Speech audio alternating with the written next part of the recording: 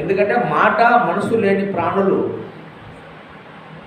84,99,999 జీవరాశులు ఉన్నాయి. మాట మనసు ఉన్న ఏకైక ప్రాణి మనమే, మానవుడే. మానవుడు మనిషి అంటే మనసు చేత ఉద్భవించినవాడు మనిషి. అందుకే దానికి మనిషి అని పేరు వచ్చింది. అంటే మనో చైతన్యంతో పుట్టినాడు ఈ మానవుడు. కాబట్టి ఈ మనిషి మాట వచ్చింది, మనసు ఉంది ఈ మనిషికి. అటువంటి ఈ మనిషి భగవంతుని చేత సృష్టింపబడ్డా